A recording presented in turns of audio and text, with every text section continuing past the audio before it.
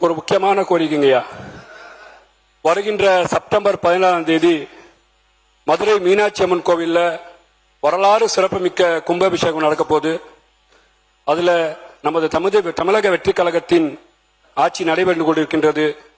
இந்த நிகழ்ச்சியில மாண்புமிகு முதலமைச்சர் எங்கள் வெற்றி தலைவர் அவர்கள் வருகை தந்து விழாவை சிறப்பிக்க வேண்டும் என்று மதுரை மாவட்ட மக்களின் சார்பாக பணிவன்புடன் கேட்டுக்கொள்கின்றேன். மேலும் மாண்புமிகு நீர்வளத்துறை அமைச்சர், மாண்புமிகு மின்சாரத்துறை அமைச்சர், மாண்புமிகு அறநிலைத்துறை அமைச்சர் உட்பட அனைத்து அமைச்சர்களும் பங்கேற்க வேண்டும் என்று போதுமான அடிப்படை வசதி, போக்குவரத்து மற்றும் பாதுகாப்பு வசதி ஏற்பட செய்ய வேண்டும். கும்பாபிஷேக நிகழ்ச்சியை முக்கிய இடங்களிலிருந்து மதுரைக்கு சிறப்பு ரயில்களில் இயக்கப்பட வேண்டும் என்று நான் அன்போடு கேட்டுக்கொள்கின்றேன். அன்றைய தினம் மதுரையில் உள்ள கல்வி நிறுவனங்களை விடுமுறை அளிக்குமாறு வேண்டி அன்போடு கேட்டுக்கொள்கிறேன்.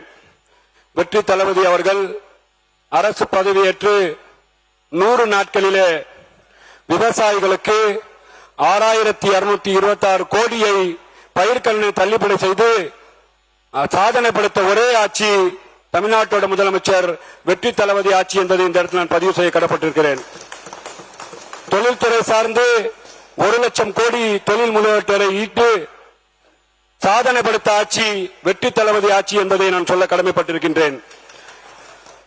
எல்லாரும் வந்து பேரு தான் வைப்பாங்க, நாங்க தொடர்ச்சியா ஊட்டச்சத்தமான நல்ல சோறு வைப்போன்னு 8ஆம் வகுப்பு படிக்கும் வரை மாணவ மாணவிகளுக்கு காமராஜ் காலை உணவு திட்டத்தை தந்து அழகு பார்த்த எங்க வெற்றி தலைவர் அவர்களுக்கு நன்றி சொல்ல கடமைப்பட்டிருக்கிறேன். ஊழலை முற்றிலுமாக ஒழித்து தொடர்ச்சியாக தமிழ்நாட்டிலே ஒரு நல்லாட்சியை தந்து கொண்டிருக்கின்ற எங்கள் தமிழ்நாட்டோட முதலமைச்சரை பாராட்டுகின்றேன். கோவில் பக்கத்தில் இருக்கக்கூடிய, மசூதி பக்கத்தில் இருக்கக்கூடிய, சர்ச்சு பக்கத்தில் இருக்கக்கூடிய, பள்ளிக்கூடங்கள் பக்கத்தில் இருக்கக்கூடிய வந்த ஒரே நாள்ல தொடர்ச்சியாக வேகமாக செயல்பட்டு 717 மதுபான கடைகளை மூடி சரித்திரம் சாதனை படைத்த எங்கள் வெற்றி தலைவர் அவர்களுக்கு நன்றி பாராட்டுகின்றேன். மாண்புமிகு பேரவைத் தலைவர் அவர்களே, இந்த முழுவதும் உள்ள ஆன்மீக அன்பர்கள் தினந்தோறும் வந்து வழிபாடும் அருள்மிகும் அன்னை மீனாட்சி அம்மன் ஆலயம் 13 நூற்றாண்டு சேர்ந்து அங்கே இருக்கின்றது. காஜியார் பெரிய பள்ளியாசல் சிறப்பு கட்டடங்களை கொண்ட ஸ்டென்மேரி கேத்தலிக் சர்ச் ஆகிய அமைந்துள்ளது மதுரை மாநகராகும். தமிழர்களின் வீரத்தை பறைசாற்றும் விதமாக ஜல்லிக்கட்டு மதுரையை பெருமை சேர்க்கும் என்பதை இந்த இடத்தில் நான் கடமைப்பட்டிருக்கின்றேன். தொடர்ச்சியாகவே மதுரை சார்ந்த கோரிக்கையை நான் ஒரு கோரிக்கையை இங்க சொல்லிட்டு நான் படிச்சது மாதிரி கருதி உங்களிடம் நான் கொண்டு வந்த இந்த ஆவணத்தை கொடுத்து நீங்கள் பதிவேற்றம் செய்யுமாறு உங்கள் அன்போடு கேட்டுக்கொள்கின்றேன். மதுரை மத்திய தொகுதியில மத்திய சிறைச்சாலை மேரூருக்கு மாற்றப்பட இருக்கின்றது. 31 ஏக்கர் இடம், அதில் ஒரு அரசு ஆடவர் கலை கல்லூரி, மக்கள் நலனை கருதி ஹைடெக் திருமண மண்டபம் உள்ளிட்ட வெளிவிளையாட்டு அரங்கம், 1000 சுற்றுலா பயணிகள் மற்றும் பக்தர்கள் தங்கும் விடுதி, யாத்ரா நிவாஸ், நவீன பூங்கா போன்ற அரசு ஏற்பாடு செய்யும் தருமாறு மாண்புமிகும் தமிழ்நாட்டோட முதலமைச்சர் அவர்களை பணியோடு கேட்டுக்கொள்கின்றேன். தொடர்ச்சியாக மதுரையில நாங்க வந்து கஷ்டப்படுற ஒரு விஷயம் என்னன்னு கேட்டீங்கன்னா பாதாள சாக்கடைனால நாங்க மட்டும் இல்ல, என் பக்கத்தில் இருக்க தொகுதி எங்க அண்ணன் கல்லன் அண்ணன், எங்க தங்கப்பாண்டி மாமா, கார்த்திகன் மாமா, எங்க கோபிச்சன் அண்ணன் பாதாள சாக்கடைனால ரொம்ப கஷ்டப்படுறோம், சிரமப்படுறோம். இன்னைக்கு பாதாள சாக்கடை இன்னைக்கு காலையில எடுத்து விட்டா திருப்பி நாளைக்கு தண்ணி பொங்கிட்டு வந்துருது. மதுரை வந்து சுற்றுலா தலமாக பார்க்கப்படுது, கோவில் பூமியாக பார்க்கப்படுது.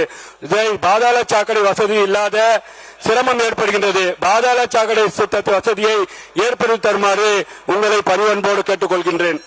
மாண்புமிகு பேரவைத் தலைவர் அவர்களே, கர்ம வீரர் காமராஜ் அவர்கள் ஆட்சிக்கு பின் 51 காலம் ஆயிப்போச்சு.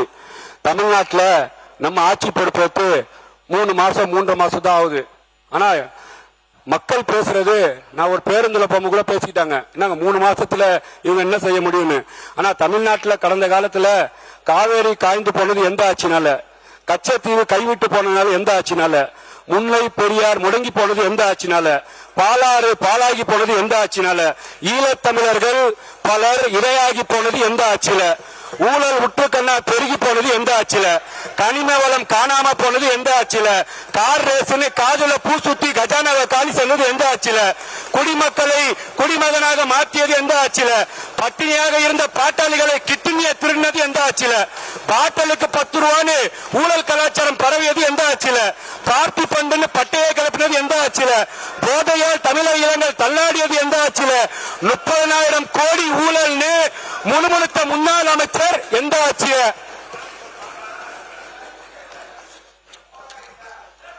முதலீட்டுகளை ஈட்டதாக கூறி வெளிநாடு முதலில் செய்து எந்த ஆட்சியில? சட்ட ஒழுங்கு சீர்திருத்தி சந்தி சிரிச்சது எந்த ஆட்சியில? சுயநலத்துக்காக சாலை முதல் சத்துண முட்டை வரை ஊழல் நடந்தது எந்த ஆட்சியில? மக்கள் பணத்தை மைனர்கள் மஞ்ச குளித்தது எந்த ஆட்சியில? தமிழர்கள் தாரை தாரையாக கண்ணீர் வலித்தது எந்த ஆட்சியில? அலைக்கட்டு ஊழல் நடந்தது எந்த ஆட்சியில? ஆக மொத்தத்துல தமிழ்நாடு நாசமா போனது தீய சக்தி ஆட்சியிலே.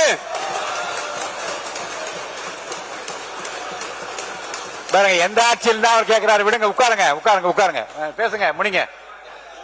ஆனா தலைவர் ரொம்ப தெளிவா சொல்றார், யார் தப்பு செஞ்சாலும், யார் தப்பி செஞ்சிருந்தாலும், யார் தப்பு செஞ்சு கொண்டு இருக்கிறாங்களோ கண்டிப்பாக நடவடிக்கை எடுக்கப்படும். மாண்புமிகு பேரவைத் தலைவர் அவர்களே, கண்ணுக்கு மைய அழகு, கவிதைக்கு தமிழ் அழகு, தமிழ்நாட்டுக்கு தாவேக்க அழகு, தமிழருக்கு எங்கள் தங்க தளபதி அழகு, தீய சக்திக்கு தீகார் சிலை அழகு அழகுன்னு சொல்லி அன்னை நாடு குடும்ப ஆதிக்கத்தை ஒழிப்பு எங்களுக்கு அளித்த பரிசு கேலியும் கிண்டலும். காலம் சைது விட்டது. கேலிக்கும் கிண்டலுக்கும் நாங்கள் அஞ்சவில்லை. இது எங்களுக்கு திருநாளாகும். பெற்றெடுத்த தாய்நாட்டு மண்ணு, பெற்றெடுத்த தமிழ் மண்ணு, பெற்றெடுத்த தாய்நாட்டு மண்ணு, பெற்றெடுத்த தமிழ் மண்ணு. தமிழக அரசியல் களத்தில் நிரந்தர முதலமைச்சராய் எப்போதும் களத்தில் நிற்கக்கூடியவர் வெற்றி தளபதி, வெற்றி தளபதி, வெற்றி தளபதி, வெற்றி தளபதி, வெற்றி தளபதி என்று சொல்லி வாழ்க தமிழ், வளர்க தமிழ், ஜெய்ஹிந்த் என்று சொல்லி, அன்னை நாடு ஜெய்ஹிந்த் என்று சொல்லி, எண்ணிய முடிதல் வேண்டும், நல்லவை எண்ணம் வேண்டும், திண்ணிய நெஞ்சம் வேண்டும், தெளிந்த நல் அறிய வேண்டும், பண்ணிய பாவம் எல்லாம் பனிதமுள் பனியை போல நன்னும் நிற்பா கண்ணும் நசித்திட வேண்டும் என்று இறைவாக்கு நன்றி.